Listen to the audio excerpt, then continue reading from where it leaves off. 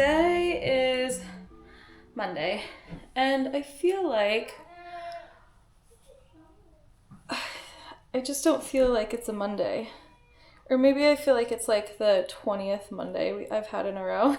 Because we've been doing so much lately.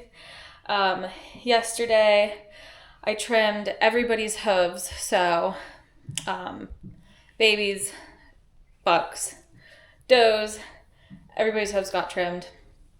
This is a cheesecloth. This one's stained, so I use it as my little hair wrap.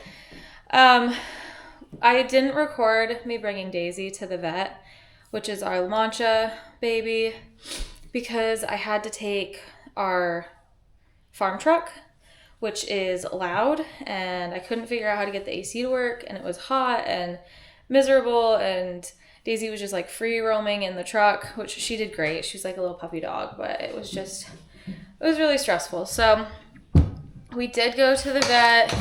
They looked her over, and she obviously has a hernia, a very big one. The vet says that it's really weird that it is so big, but we didn't recognize it or see it. And even looking back on pictures and videos, it wasn't there until 2.5 weeks ago when she fell down our porch steps. So she said it's the location that the hernia is in is an umbilical hernia, which is typically a genetic thing and can be passed on. But because we didn't see it at birth and it wasn't visible until just recently when she fell, it points more towards trauma hernia. But we can't say for sure. Hi, baby. But we can't say for sure which one it is, if it's trauma or if it's genetic, because of the area and all sorts of things, of course, So we got quoted for the surgery. Right now she has a band and she's going to get wrapped for 2 weeks. I have to grab my cheese book. What are you doing, baby?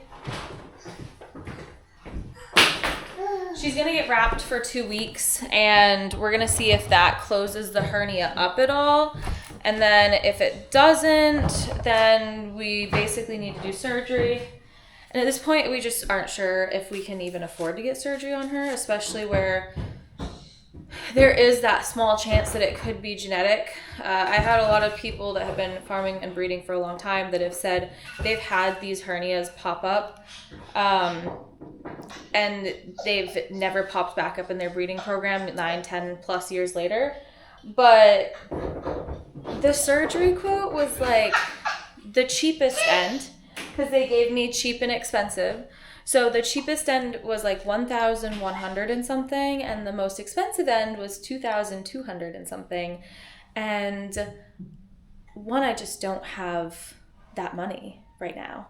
I was thinking $800, which we did have, and we could get together. But if I drop her off and then they say, okay, by the way, this went wrong, so the surgery was $2,000, I can't pay for it. So I don't know what we're going to do. We're going to hope that the 2 weeks, she closes up a bit. If she does, we'll wrap her for another 2 weeks. Hope it closes completely and go from there. But for now, I'm going to edit a video. I'm going to make some cheese. I think I'm going to try feta because I'm all out of my chev cultures, and they won't be here till Friday, so I can't make chev. And then I'll take care of goats tonight. I started to make cheese, read through the recipe to make cheese, and I can't find my calcium chloride, so I can't make any feta. Instead, we're going to go to the old county road, which is where we plan on building our new place, because we are out of space at the place that we live. This has been in the works for quite a few years now. Actually, I've been trying to build over here since I was 18. And we now are in the process of pouring a basement, and then we'll be getting a pad poured, and then we'll be building. So that's really exciting. And I wanted to go look at it.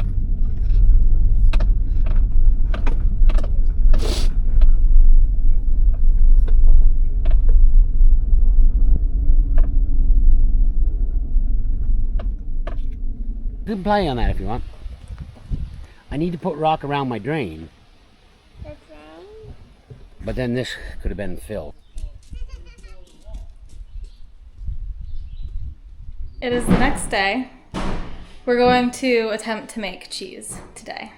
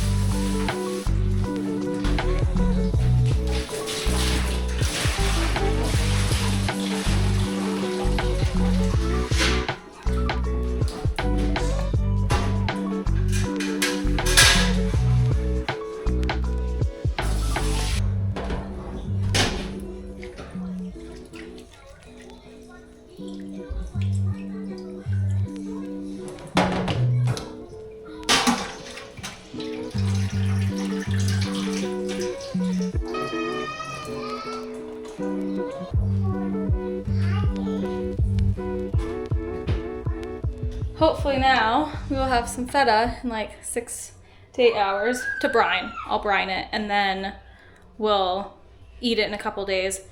But for anything that will be sold, it has to be brined for at least 60 days to age it because I did not pasteurize this milk. So I'll keep flip-flopping the molds so that it kind of press itself down, and then yeah, it's so hot in here. There's this whole place. Oh, this whole place is not air conditioned and it's not insulated. Get off my laptop, baby. So it's been very, very hot, which has made it super easy to keep this milk at like 85, 90 degrees because it feels like it's like that hot in here. I will take care of the goats tonight and then we'll call it a day. Tomorrow I'll wake up early in the morning and I will start working on some more cheese. Hello, girlies. What's everybody doing?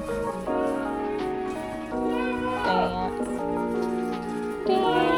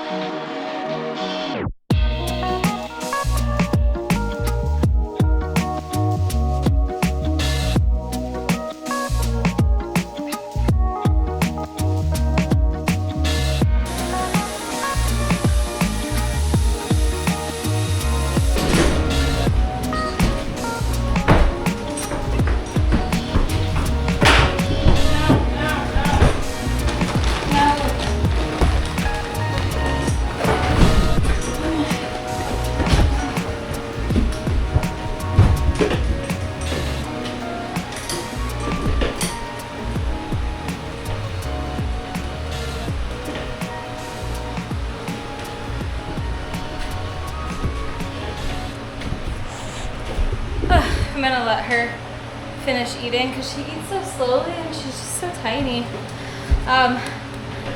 It's so hot in here. I'm so out of breath. It takes so much out of me to do that right now.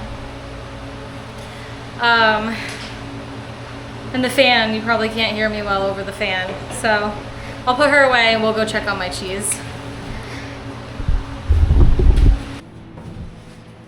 Obviously, take off dirty gloves and wash hands. These are looking pretty good. I don't know if they're gonna be as... They'll be okay. Those look good.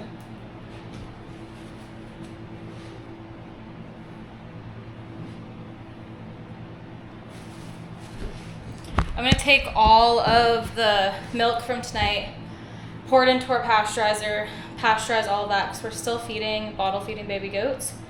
So I gotta get that heated up because we're almost out of milk. We need some for the morning. And then tomorrow, I think I still have like 4 gallons of milk. I might make another batch of feta. And then I get my Chev cultures on Friday. So then we should pick up and start making Chev every day, twice a day, hopefully, if everything works out well. And then I want to do an open creamery day where we just kind of do like a soft launch of our cheese. And people come out and see the farm and see the animals and see the creamery. But I have a lot of cleaning up around the house and property to do before doing that. So we will see.